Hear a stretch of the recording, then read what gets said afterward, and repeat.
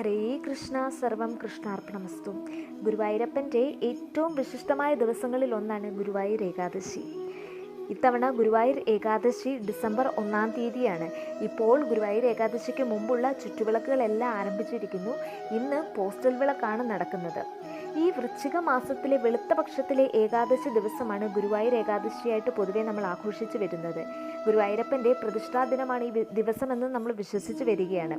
ഇതേ കൂടാതെ കുരുക്ഷേത്ര യുദ്ധത്തിൽ തൻ്റെ പ്രിയപ്പെട്ടവരെ തൻ്റെ ശത്രുപക്ഷത്ത് കണ്ട് തളർന്നുപോയ അർജുനനെ സമാധാനിപ്പിക്കാൻ ഭഗവാൻ കൃഷ്ണൻ ഗീതോപദേശം നടത്തിയ ദിവസമാണ് ഇതെന്നും വിശ്വസിച്ച് വരുന്നുണ്ട്. അതിനാൽ ഈ ഒരു ദിവസം ഗീതാദിനം എന്ന പേരിലും ആചരിച്ചു വരികയാണ്. കൂടാതെ നിരവധി വേറെ പ്രത്യേകതകൾ ഈ ദിവസത്തിനുള്ളതിനായിട്ട് പറയപ്പെടുന്നുണ്ട്. അവയിൽ ചിലതാണ്: ഗോകുലത്തിൽ വെച്ച് ഭഗവാൻ ശ്രീകൃഷ്ണന് ഗോവിന്ദ പട്ടാഭിഷേകം നടത്തിയ ദിവസമായും, ആദിശങ്കരാചാര്യർ മേൽപ്പത്തൂർ, പൂന്താനം, വില്ലുമംഗല സ്വാമിയർ, കുരൂരമ്മ തുടങ്ങിയ തൻ്റെ നിരവധി ഭക്തർക്ക് ഭഗവാൻ തൻ്റെ ദർശനം കൊടുത്ത ദിവസമായിട്ടും, കൂടാതെ 4 മാസത്തെ യോഗനിദ്രയിൽ നിന്ന് വിഷ്ണു ഭഗവാൻ ഉണരുന്ന ദിവസം, അതായത് ഉത്ഥാന ഏകാദശിയായിട്ടും ഈ ദിവസത്തെ കണക്കാക്കുന്നു എന്നാണ് പറയപ്പെടുന്നത്. ഗുരുവായൂരപ്പൻ്റെ ചൈതന്യം പൂർണ്ണമായി അനുഭവിക്കപ്പെടുന്ന ദിവസമാണ് ഗുരുവായൂർ ഏകാദശി.